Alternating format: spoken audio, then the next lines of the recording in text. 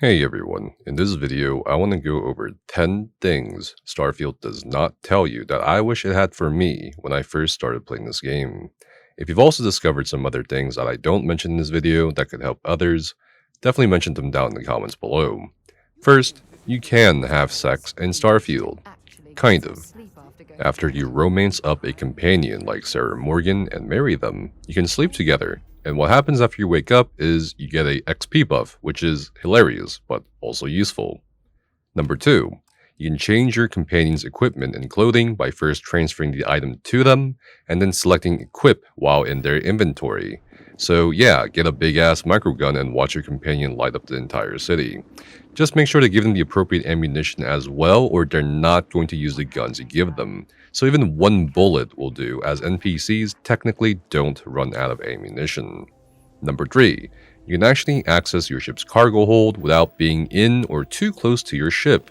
The distance of access seems to be around 500 meters away from your ship.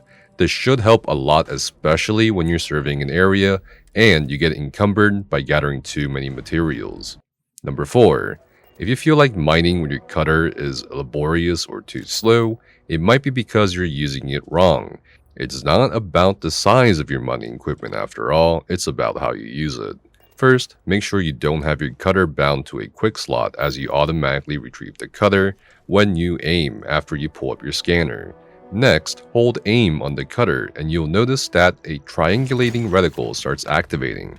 Once it's finished, the cutter will mine ores much faster than when you were just spamming it. Number 5, you can actually shoot asteroids apart.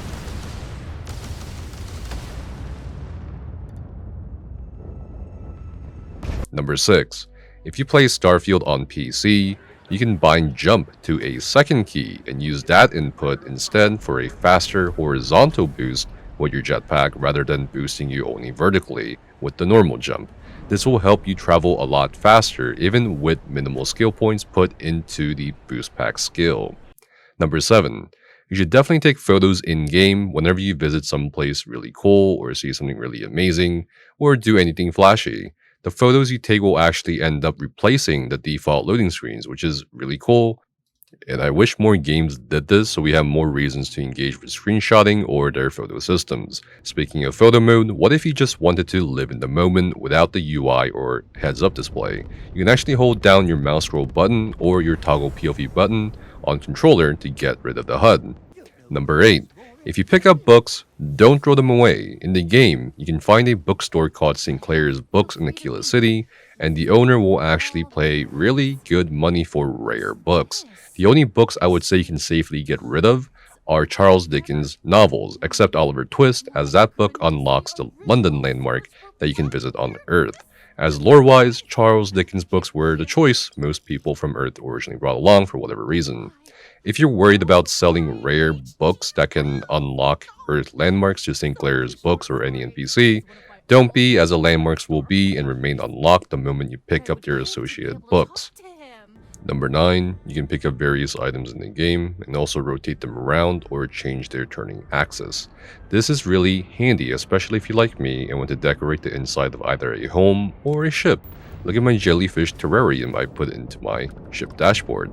I'm sure others will go for plushies and such. Number 10, last but maybe also not so obvious when you first start playing Starfield, you don't have to open up the map to fast travel or go to a different planet or system. Provided you either have a quest marker, you can simply interact with the quest marker from your ship to travel. And if you're in orbit over a planet, you can open your scanner up to go to whichever location you visited previously. One last tidbit I want to share since we're on the subject of maps and traveling is that on the Starfield map, you can see that there are glowing systems with a faint halo, systems without that glow, and red systems without any glow. The glowing system indicates that it's a system you visited already. The ones that aren't glowing means you have not visited there but can jump there, while the ones that are red don't mean you can't go there, but simply that you can't go there without going to a system that's on the star route right before them. So you have to jump to the system, for example here, before you can move on to your desired system. And that's it. Thanks so much for watching, and if you learned anything, definitely do subscribe for more content like this and all things Starfield. See you guys out in Starfield.